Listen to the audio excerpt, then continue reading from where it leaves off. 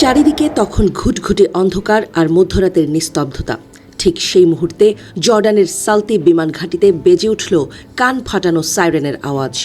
আকাশে তখন কালবৈশাখীর মতো ধেয়ে আসছে একের পর এক ইরানি ব্যালিস্টিক মিসাইল আর আক্রমণাত্মক ড্রোন। প্রাণ বাঁচাতে বাংকার কিংবা নিরাপদ আশ্রয়ের খোঁজে ছুটাছুটি শুরু করলেন মার্কিন সেনারা। ঠিক এমন এক শ্বাসরুদ্ধকর ও নাটকীয় পরিস্থিতির চিত্রই উঠে এসেছে আন্তর্জাতিক সংবাদ মাধ্যমের সাম্প্রতিক এক প্রতিবেদনে। মধ্যপ্রাচ্যে মার্কিন সামরিক স্থাপনাগুলোতে ইরানের আঘাত হানার ক্ষমতা যে দিন দিন বহুগুণ বেড়ে চলেছে তা এখন আর গোপন কিছু নয়। গত জুলাই মাসের 9 তারিখ থেকে শুরু করে এ পর্যন্ত অন্তত 9টি মার্কিন সামরিক আউটপোস্টে একের পর এক প্রতিশোধমূলক হামলা চালিয়েছে ইরান।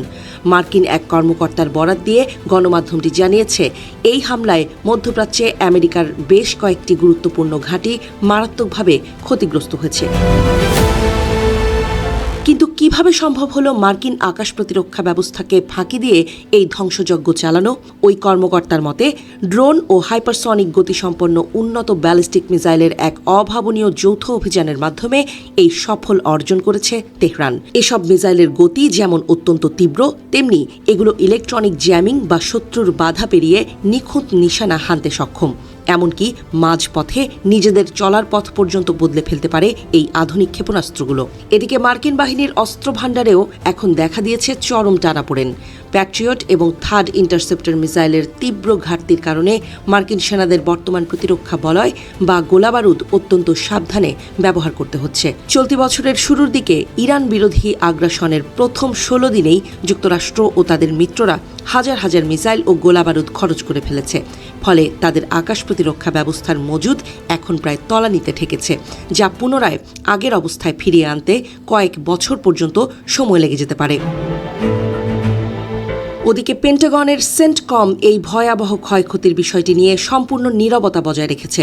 হামলার তীব্রতা এবং মার্কিন সামরিক বাহিনীর এই বিপর্যয় নিয়ে কোনো মন্তব্য করতে রাজি হয়নি সেন্টকমের মিডিয়া অপারেশন প্রধান মেজর এমা থমসন। তিনি সাফ জানিয়ে দিয়েছেন যে যুদ্ধের ময়দানে হওয়া এই ক্ষয়ক্ষতি বা যুদ্ধক্ষেত্রের মূল্যায়ন নিয়ে তারা কোনো কথাই বলবেন না। অথচ কিছুদিন আগেও মার্কিন সেনেট আর্মড সার্ভিসেস কমিটিতে দাঁড়িয়ে দেশটির তৎকালীন যুদ্ধমন্ত্রী পিট হেগসেথ বড় গলায় আশ্বাস দিয়েছিলেন যে মার্কিন সেনাদের সুরক্ষায় সেন্টকমের কাছে সর্বাত্মক ব্যবস্থা রয়েছে। কিন্তু বর্তমান পরিস্থিতি বলছে সেই সমস্ত প্রতিশ্রুতির কথা ছিল নিছকই ফাঁকা আওয়াজ। কুয়েতের পোর্ট শোয়াইবাতেও ড্রোন হামলার পর মার্কিন ঘাঁটির দুর্বলতা ঠিক একইভাবে ধরা পড়েছিল। বিশ্লেষকদের মতে ইরানের এই ধারাবাহিক ও সুনির্দিষ্ট পদক্ষেপে রীতিমতো কোণঠাসা হয়ে পড়েছে বিশ্বের সবচেয়ে পরাক্রমশালী মার্কিন সামরিক বাহিনী।